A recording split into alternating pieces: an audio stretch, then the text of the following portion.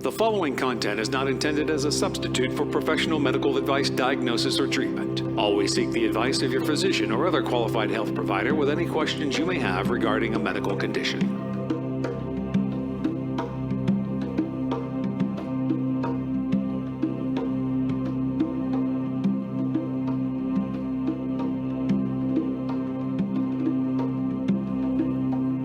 Hello, everyone. My name is Marina Sprocki, and I'm the host of Always Another Way podcast. I have a master's in professional counseling. I'm the IPPY Award-winning author of Stop Looking for a Husband, Find the Love of Your Life, and Nasty Divorce, A Kid's Eye View. I write positive divorce advice for the HuffPost, and I'm trained in clinical hypnosis. And this podcast speaks to out-of-the-box thinkers, and it's for those who hear the call of hope and always another way. And if you're very rigid and set in your beliefs, this is probably not your cup of tea. However, you should note, tastes can and do change. And also on Always Another Way is also about talking about things that are uncomfortable that people don't like to talk about. And oppression thrives in silence. Because if you don't speak up when you see something going on, you are co-signing to that action. I'm a firm believer in that. If you look in history of everything bad that happened and all the people standing and watching, it is time that when you see something happen and you are in a position that it's not happening to you, that you speak up. And talking about hush issues, you can look back. Most of the podcasts are very inspiring, people overcoming obstacles, which so are the hush issues. But episode 28, we talk about suicide and emotional blackmail, if you want to listen to that. A few episodes on domestic violence. Episode 49 is Breaking the Silence, True Story with Names. That is my story. Episode 51, Domestic Violence Knows No Bounds, One Woman's Story. And then episode 77, What We Need to Talk About When We Talk About Health, with Dr. Sandro Galea. And Dr. Galea is a physician, epidemiologist, author. He's the dean and Robert A. Knox professor at Boston University School of Public Health. He has more than 800 scientific journal articles. So he speaks the truth, and that is a great episode. And then the other episode I want to talk about that kind of tees up a little bit about what we're talking about today is episode 27. It's called Modern Day Philosophy with Rachel Ann Williams. And this is a quote from her article on Medium. It says, "I will never forget sitting in our auditorium listening to a long talk about metaethics when right outside the doors of the university, Black Lives Matter activists were marching, and this was in St. Louis at the time of Ferguson. I could hear them chanting, and the stark contrast between the esoteric subtleties of metaethics versus the concrete realities of what would be considered applied ethics, a term usually uttered with slight contempt, made me deeply uncomfortable. How could I justify this exuberance of abstraction when there were so many real-world problems that needed the minds of intelligent people?" So you go, Rachel. And the statistics I'm going to be reading, one I got from the Washington Post, the rest are from mappingpoliceviolence.org. But a black man is 13 times more likely to be murdered in this country than a white person. 21% of black victims were unarmed, compared to 14% of white victims. And where you live matters.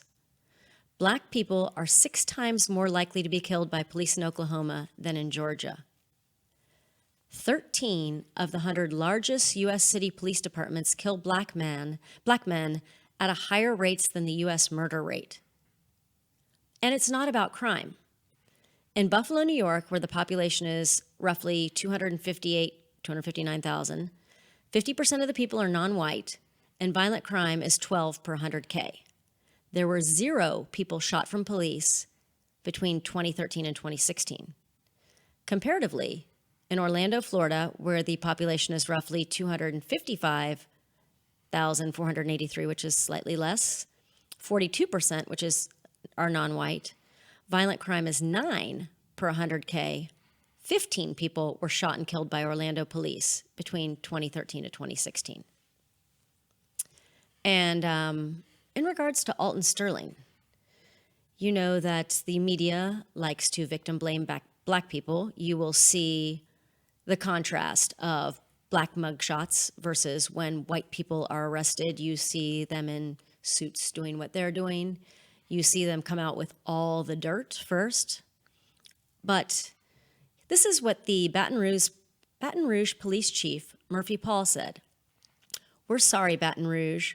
We're sorry because he should have never been hired."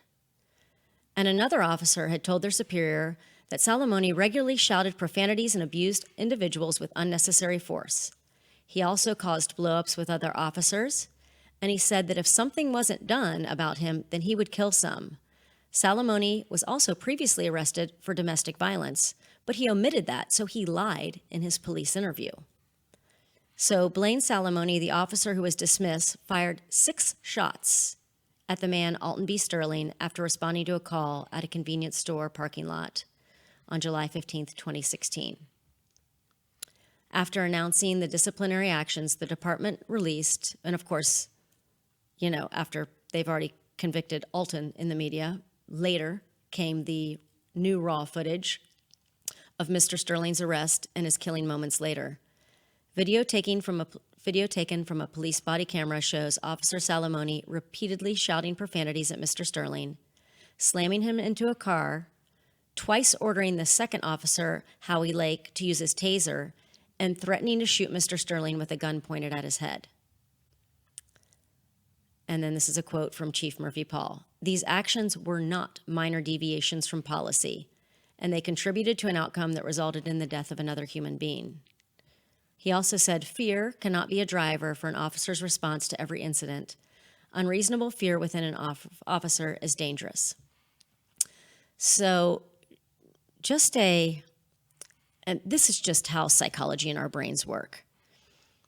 If you are harmed, and if you see videos by police, and anybody, if you're a little kid and I was harmed by men, I thought all men were bad.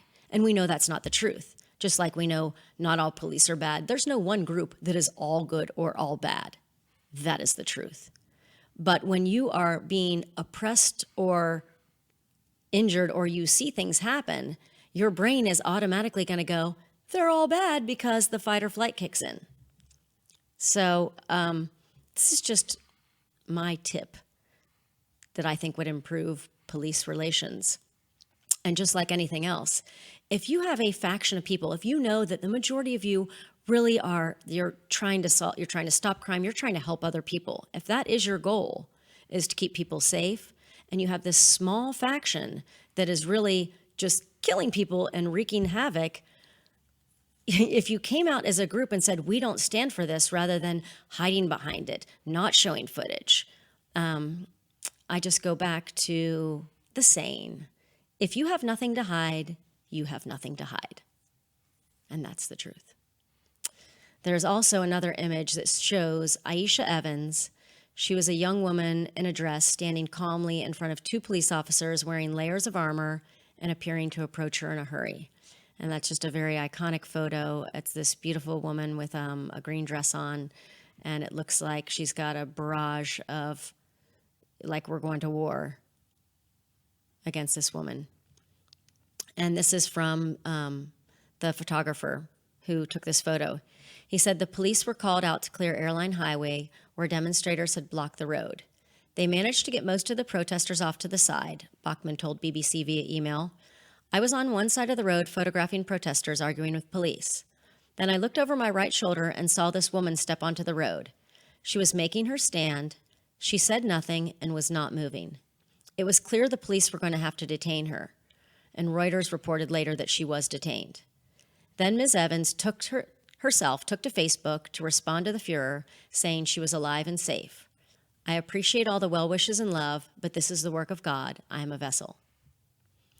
And today, we are going to talk about these topics that people don't talk about, and it's the things that you don't see on TV.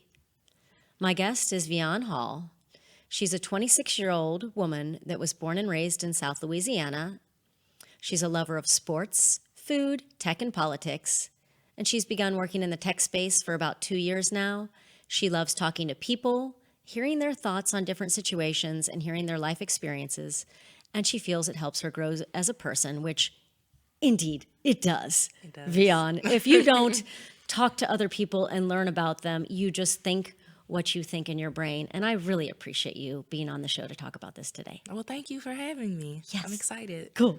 So you, I guess, let's talk about first what it's like, because this is also the truth. If you haven't truly experienced something, you don't know what it's like.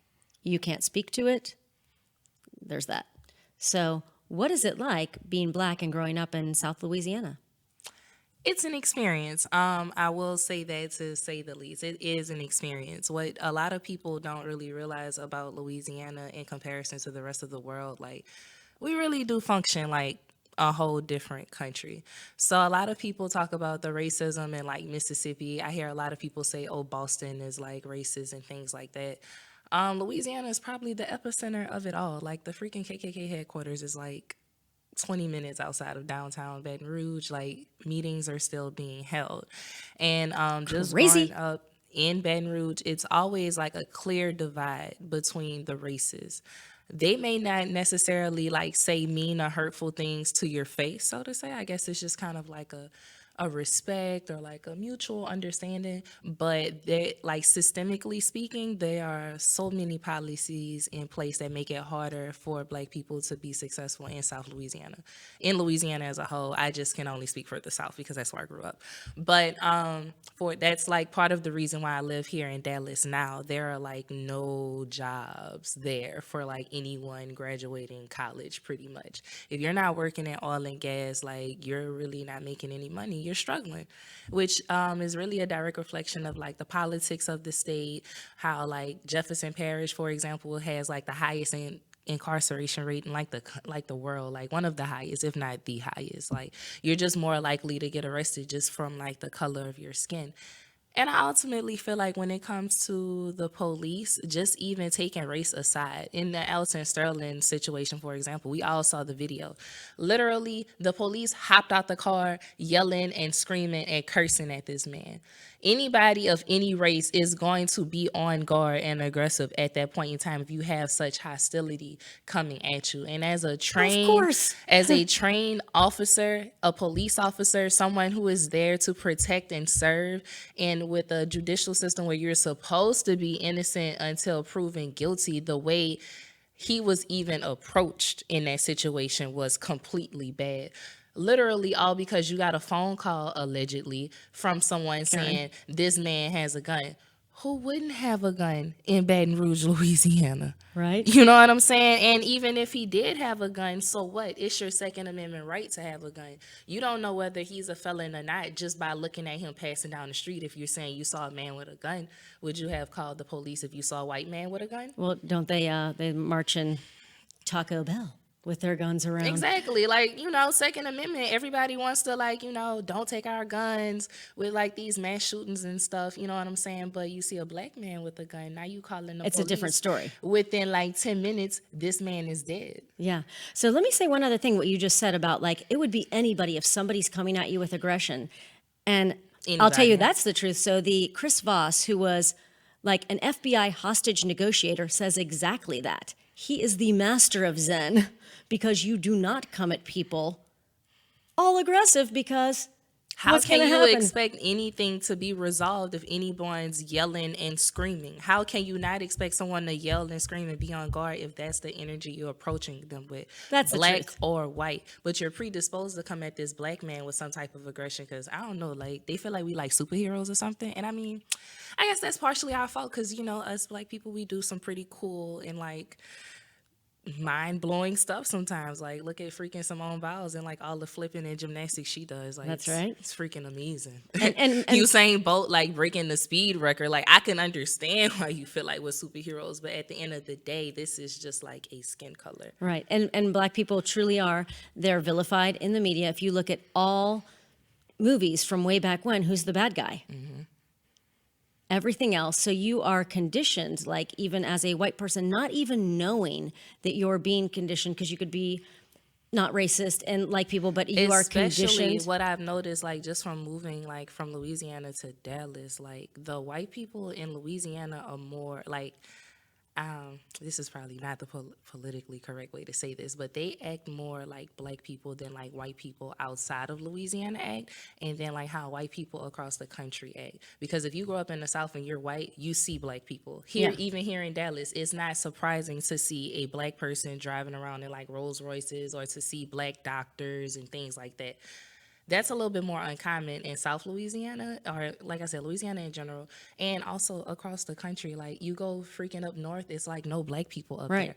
All you see is what you see in the media and on TV, and we're definitely vilified there. We're thugs. We're the ones shooting up everything, armed robberies. Like that's the only perception of black people that you have, because you didn't kind of grow up around them, which is why I say in Louisiana it's almost like an understanding, but the systemic parts of it still go. That's for sure. You know, like they're trying to close down schools to build prisons, like the school to prison pipeline, like you're getting That's for trialed real. as an adult, but it's all like it all correlates. Like this little black boy, he's in the streets very young because his mom is probably working 2 jobs just to put food on the table. So she's not there when he gets home from school to help him with homework, you know, to kind of guide him the right way. His daddy is probably in jail for something foolish because, you know, that's just what they do, black people. They lock them up.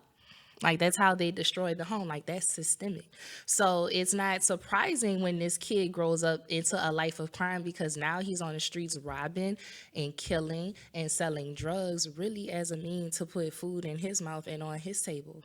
And then, It's like you're preconditioned to that. Like you're essentially just a product of your environment. That's for But sure. if the government took more time to like focus in on education, fun after school programs, you know, give people a livable wage, then you're going to see crime decrease. All of these things correlate. Like I can't be mad at somebody selling drugs to feed their family. And what does that do to your mentality when you see that happen? I mean, if you just grow up seeing, and if you're white, you don't know this, but if you grow up and you just watch this happen to people, what does that just do over time to you? It's your reality. So like I say, you really become a product of your environment. Granted, I still ultimately feel like everyone gets the same 24 hours in a day. You have a brain, you know, you can use it, but when you see it so much and you're not exposed, it's a lot of it is exposure and just knowledge that's not there. So all you know is what you see, what you can touch, what you feel, like what your reality is. So when you become of that, it's just really not surprising. But what people don't also factor in is all of the other conditions that made it that way. Right. And that goes back to what Dr. Sandra Galea said.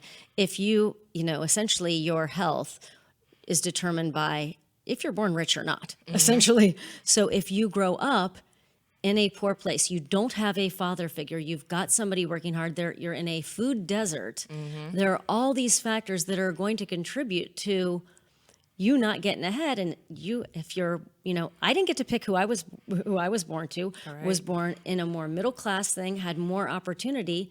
I didn't pick that, but I am definitely privileged for having that. And anybody is either privileged or less privileged based on no choice of their own. I'll tell you what, it's no coincidence that like power plants and like energy plants and things like that, you're not gonna see those in the suburbs. That's it's right. It's by no coincidence. It's a town in Louisiana Reserve. It's pretty much inevitable that you get cancer there because of all of the fumes that's in your air. You can't make enough to move out because, you know, wages suck. So it's just like you're kind of And where are you going to move? Where are you going to move? Like most people don't have. And also, it's not so easy to just move. Like It's people not. say that, like, just move. Like you can't just. I need a job. I need the resources. I need the money in the bank. You need like first and last month rent. Like it's moving is hard, and it's very much so easier said than done. But just to like touch back on like the Alton Sterling protest. Yeah. So tell us about that. So I was you were actually there. Yeah. Tell us what it was from your perspective, from the very beginning, how it started, the protest. All of Two it. separate nights. One, that first of all, I used to get my hair done like right around the corner from like where Elton Sterling got shot. He was there selling CDs. That's not foreign to see in Baton Rouge. Like in Louisiana, you go to a gas station, you get an outfit, gas, food, CDs, DVDs, you know what I'm saying? A purse, a do-rag, hair supplies. You get it, one-stop And that's shop. New York City, too. Everybody's selling stuff on the street. You know what I'm saying? Yeah. One-stop shop. Guy wasn't there starting no trouble. Wasn't even like that. He was out there selling drugs. You know, once again, they just got the call, boom, it happened. But the night that it did happen, I always say, like, in the midst of, like, all these police shootings, I always say, like, if a cop, like, shot somebody in Baton Rouge, like, people are going to, like, go to war, which, you know, essentially is what happened. Like, a couple of days later, a cop Tensions popped are up dead. already high. You know what I'm saying? But the mentality of Baton Rouge and the police was, at that kind of point in time, was, like, the police didn't really too much shoot at people in Baton Rouge. And if they were shooting, it was because the people were probably shooting at them first. Yeah. And that's why police really don't shoot at Baton Rouge people, because they will shoot back. Yeah. And that's kind of like a black or white thing. Like, everybody has the mentality, like, you know. And that's not good, you know, for anybody, really. It's not, but once again, you know, That's what happens. product of our environment. Like, we're just kind of predisposed to violence in Louisiana. I don't know. Product of our environment. I can't really explain it, but I know it's not really a race thing. But Yeah. if the police shooting, like, you're probably gonna catch some shots back. That's just what it is. But in this specific case, like I said, Alton Sterling was a cool guy, just sold his CDs, whatever. But that first night that it all happened, everyone was like protesting, like in the, like where the scene was, like around the gas station. You had like people like directing traffic. It was very peaceful. The police really wasn't around there like patrolling. Like, it was genuinely good vibes for like a bad situation. So I guess someone kind of thought it may be more productive to have the protests at the police headquarters, which is also on like the white side of town. Yeah. Side note, there is like 2 streets in Baton Rouge that pretty much divided between like black and white, and it's so much so has gotten like the division, like it's so like permanent that like Baton Rouge elected a black mayor. Shout out to Sharon Broom.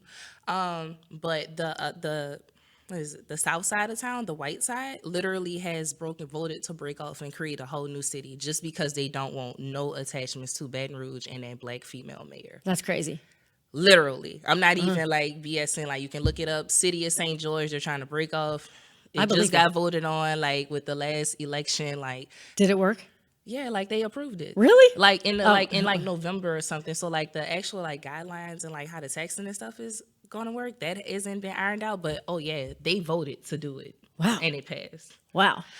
So Wow. that just goes to show you like the racial tension just within Yeah. itself, that they have literally systemically voted themselves away from Baton Rouge because they wanted no parts of like a black female mayor in Wow. Baton Rouge. And that's probably the ultimate in like threatening. That's really bizarre to be happening in 2020. Scared Like, of a powerful black woman. like, you really broke off a whole city, you that racist, which is essentially is not really going to work, because all of like the tax dollars and stuff and all like the big purchases like the malls and stuff, like they not about to just go to no, it's not even going to work. But Yeah. you know, let them have their moment. But they brought the protests on that side of town. Yeah. Airline Highway, where you just saw my girl Aisha.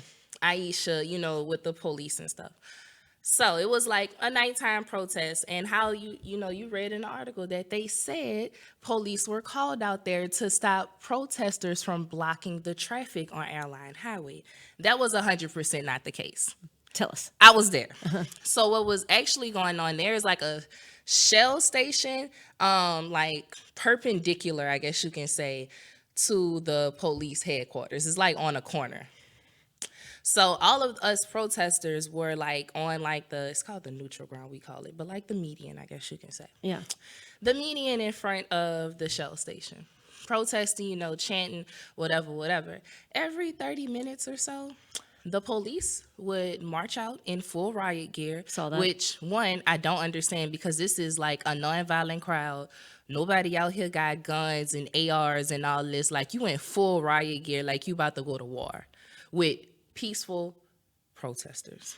With signs. That's a little intimidating, my boys in blue who's supposed to protect and serve. Like, nothing about that is going to calm me and make me feel like you out here in my best interest if you out here with ARs and that's full scary. riot gear. That's, you know what I'm that's saying? totally scary.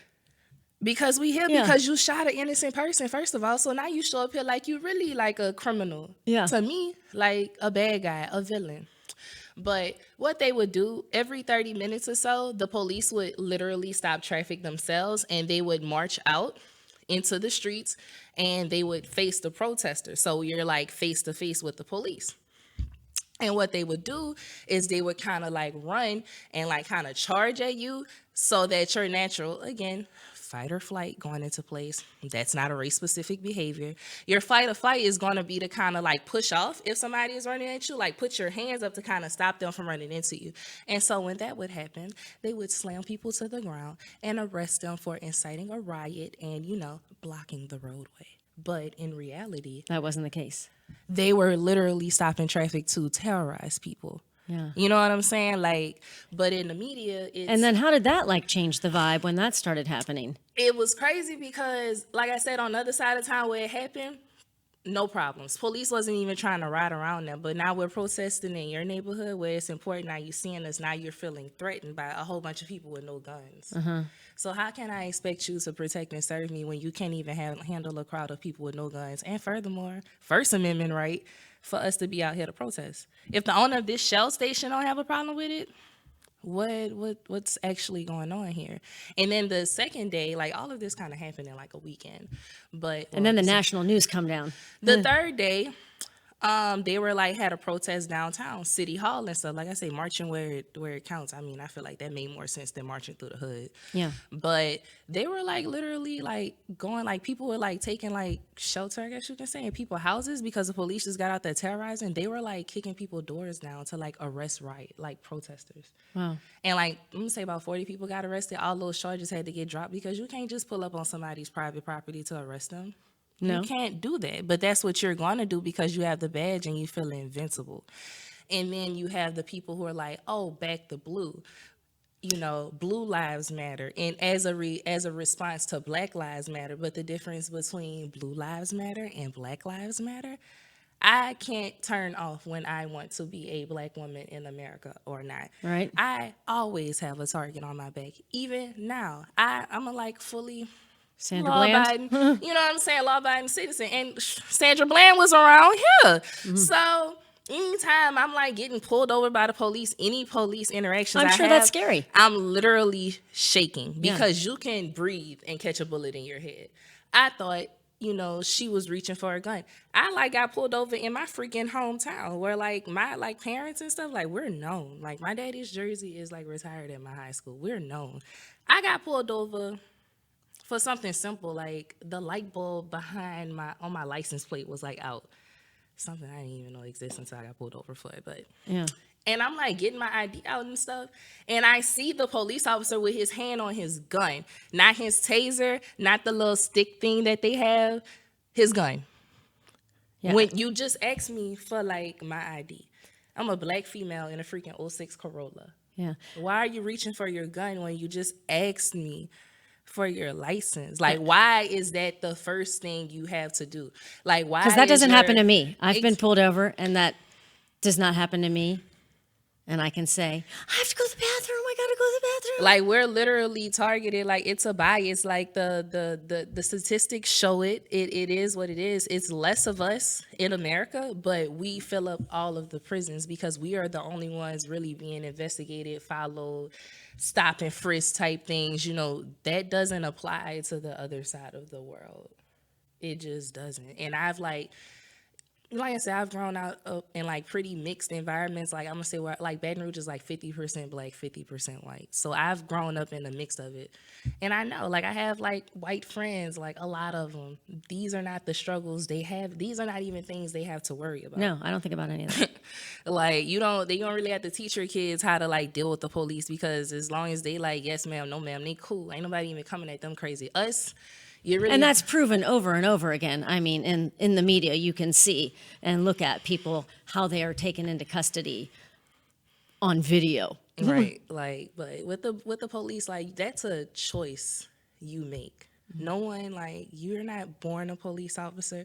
If you take your badge off, no one's gonna know you're a police officer. And nobody likes above the law. I mean, nobody anywhere likes anybody that's above the law, which I think is the primary problem with that, is that it's not everybody, but it's enough people that it's easy to generalize because you're being targeted, you know? I'm literally, I literally have a target on my back, amongst other targets on my back, just from being Black in America, but by the police specifically. Like, just from like seeing me. And I just feel like you shouldn't even be a police officer in that sense. If the color of your skin, of someone's skin, sends fear down your spine, you're in the complete wrong profession. For sure. And you that's should be a able to have choice. master zen And of your that's a emotions. choice. And people are always like, oh, we back the blue. But you're like, like how you said, like you're quiet in the signs of injustice. And that's not even, to me, with the police and being above the law, that's not even a race thing. Take race out of the picture and you think about how many police officers are like getting away with rape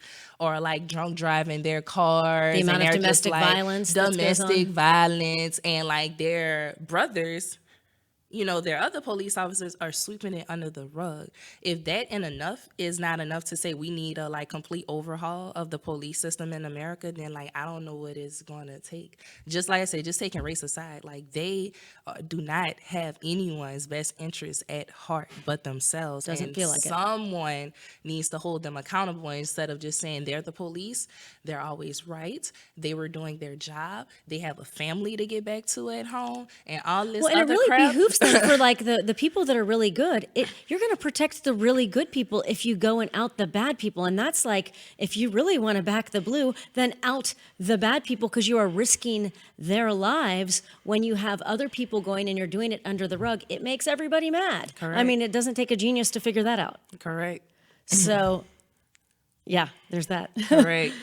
It's just rather bizarre to me how people like they just sweep that under the rug. Like I said, just taking race out of the picture. Like, this is a bad group of people. Like, they're literally terrorists. It's no other, like, that's the best word I have for it. It's terrorists. You're targeting a specific group of people trying to wipe them out. That's terrorism. That's no different than what Hitler them did over there with them Jews. It's really no different, except these people, they wear badges. Yeah, and that's not good. So let's talk about else. Like, so in Alton Sterling, all that was going on. What happened after that? So when the dust settled, what went on there? Oh my gosh, it took them like 2 years to decide that they wasn't like, going to charge that cop, which we all knew, we're going to hand it to an agency who's unbiased and all that. But I felt like, why string it along what they thought? They thought people were going to forget about it. And they was just going to be able to kind of like push it out like, oh yeah, we're not going to indict these cops, y'all. But we all knew. And then the footage didn't come out till I think 2 years later, right? It didn't tell us nothing we already didn't know. Yeah. I felt like the footage coming out like 2 years later, like, come on, you're dragging your feet. Like, I pay y'all good freaking tax money for this to be a little bit more efficient than what it is. But they tried to keep it on the hush because they had fears that people were going to protest and stuff again. But at that point in time, like, we already knew what the outcome was going to be. So at this point in time, the protest is irrelevant. But I find it very crazy with all of these police shooting cases in the court of law. We're not going to indict you and you're not going to catch this murder charge, but you are going to win your civil suit that it was a wrongful death. So if it's a wrongful death, wouldn't that those two should correlate directly? We gonna pay y'all this money. We sorry for killing y'all. Actually, it was wrong, but in the court of law, nah, he did everything he was supposed to do. Yeah, and I think on that mapping violence site, it also shows like how many people actually don't get convicted of murders. Which, again, what is the message you're sending when you don't do that? I mean, any injustice, like I tell you, anywhere. The only police officers that really catch the murder charges for killing innocent civilians are the black police officers. Like, who it was? I think it was Freddie Gray. They like drove him to like the jail, and he was like bouncing around in the back of the cement thing. And it was like a whole bunch of those officers are black. They caught murder charges. But if that would have been an all white crew, come on now. Yeah. And it was another, like, I think black cop, like, accidentally, like, killed, like, some Australian lady. Murder. I was actually pretty surprised the cop that walked in on the dude in Dallas. I was surprised she got the murder charge, but I mean, when they gave her like a freaking slap on the wrist, like, y'all might as well should have charged her. That was crazy too. manslaughter. I mean, just well, if you've lived in an apartment, do you not know what your apartment is?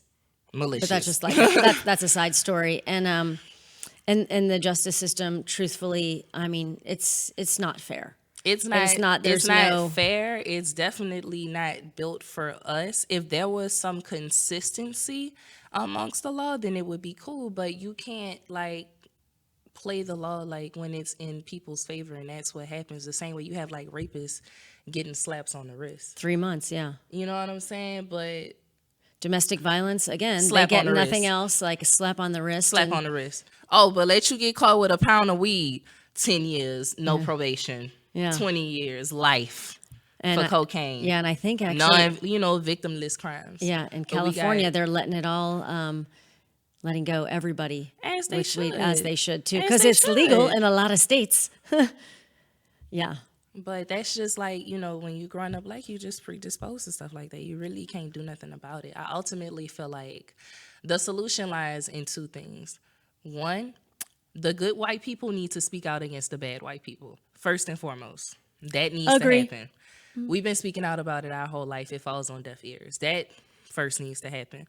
But two, in regards to the police, I honestly just feel like more black people need to be the police. Because if we are actually the police and we're patrolling the neighborhoods, three, police shouldn't be able to patrol cities and neighborhoods that they don't live in. Yeah. Well, and that makes more sense. I mean, really, truthfully, and it would make a better police force. It would be good for everybody. I tell you and what. then they really could and then it's safer for the police that are doing their job. Because they know those people. Like, if you, patrolled an area, every day, this man out here selling CDs out here every day, not bothering nobody. So if you would have got a call and realized it was him, and then you find Chester Molester and go get him. Can you imagine how much differently that situation would have been handled? Yeah. If that would have been a cop familiar with the area instead of some, clown from, Livingston Parish all the way in, North Baton Rouge? That doesn't make any sense. You should not be, go patrol in Denham Springs. That's where you live. Or wherever, he was from, patrol where you work. You should want to make your own area a safer place, right? Right. That would just make sense to me. But we need to become the police force ultimately. But more so than anything, we need the good white people to stand up against the bad white people. But they typically get knocked off when they do that too. But that's ultimately the solution to a lot of problems. It's a lot of bad people in control, and it's a lot of good people.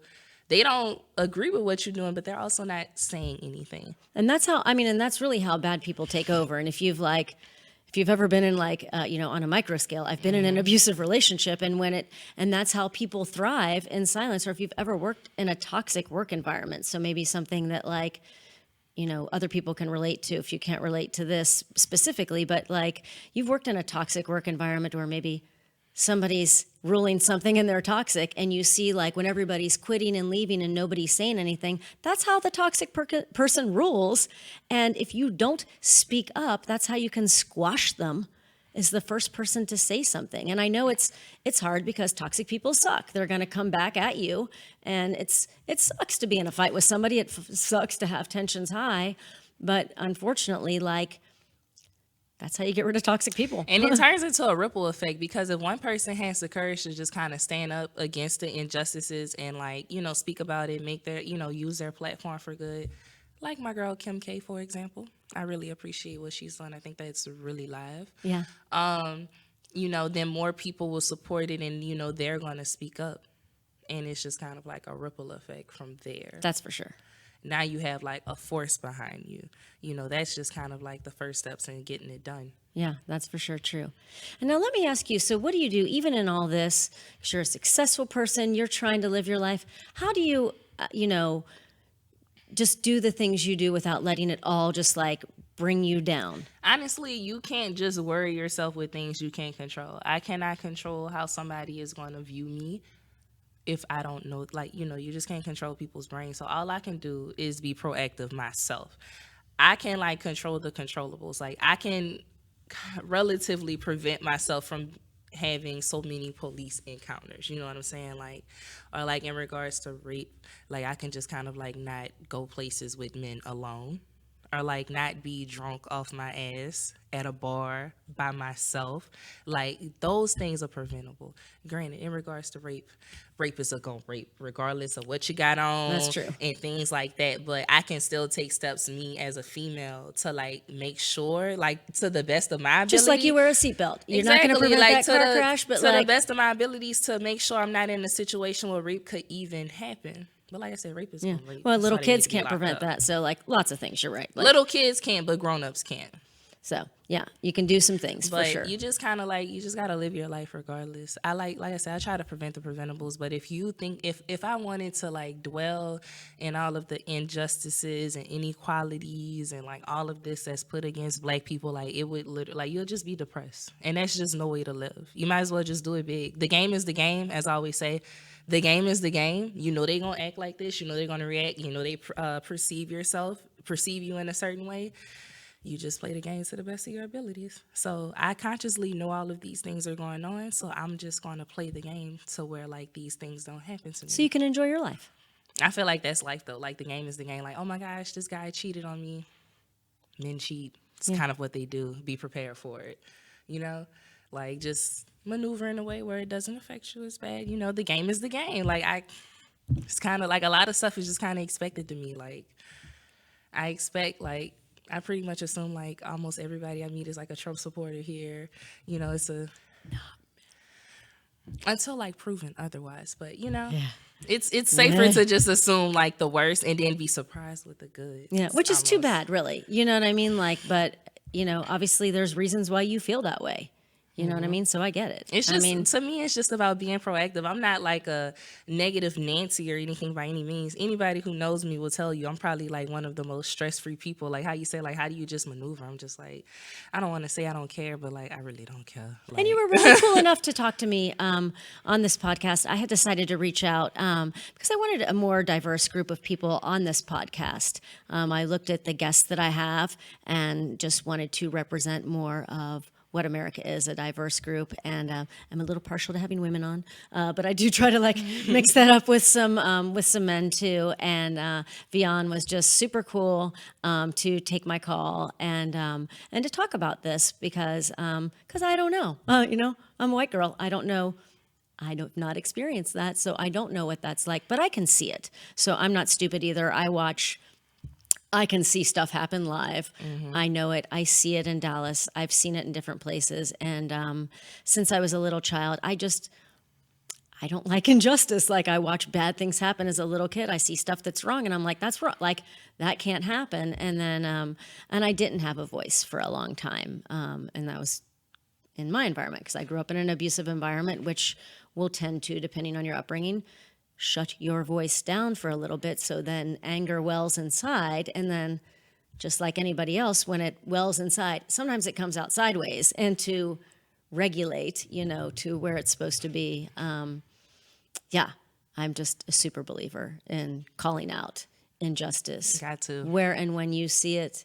And like you said, the more people that do it and the more people that see it, that's how the Me Too movement gone. One person came up and said, hey, and then, you know, because also rape is something that keeps people feeling shamed. It's the one weird crime where the victim feels bad because if you were robbed, you'd be like, hey, I was robbed and it was this person and this would happen. But nobody's like, hey, I was raped and it was that freaking dude and this. You don't because, you know, that's a whole nother show. Well, it's crazy because like 20 women can claim like a man raped them and like they're going to just assume all 20, everybody's lying. And When statistically that's not true. That's a very like wild concept to grasp. Like 20 women saying this one man raped them and then like sexual assault and then like, oh my God, she becomes president. Like, yeah. On video and audio. But I mean, even with that Me Too movement, look what happened to Harvey Weinstein. Harvey versus like, you know, Bill Cosby. Right? It's crazy. It's literally crazy. And you can see that live too. Like you see it. Like we not really BSing about this. Granted, I'm the first person to be like everything is not about race, but some things they're just so blatant. Some things are. It's just so blatant. Well, I really appreciate you just taking the time to talk to me and to talk about this subject. Because I think that the more that people listening are aware that, like, I mean, and I didn't know that stuff going on about like that whole town separating in Louisiana. I mean, read up on ridiculous. The city of freaking St. George. Well, to me, what that says is like, that's some power in a black woman that you got all these people scared. It's I mean, amazing. go girl. Like literally somebody gets shot and like crime has always been a thing between Baton Rouge and New Orleans. Again, direct reflection of the politics. Like you keeping people poor, people gonna start robbing, killing, and selling drugs. Correlates. But every time someone gets shot, oh, Sharon Broom, it's all her fault. Get her out of here. But like, I don't recall her being there and like telling them to go pull that trigger. Yeah. But like when Baton Rouge had like 2 white serial killers on the loose with nobody blaming the mayor then. No. Right? You know what I'm saying? Yeah. Like, Huh. Funny how that is. hilarious how that works out. Yeah. Well, so pay attention and speak up when you see something going wrong. It is your job to speak up, because if you are not speaking up, pretty much saying yes, that's okay. And you know that there is always another way.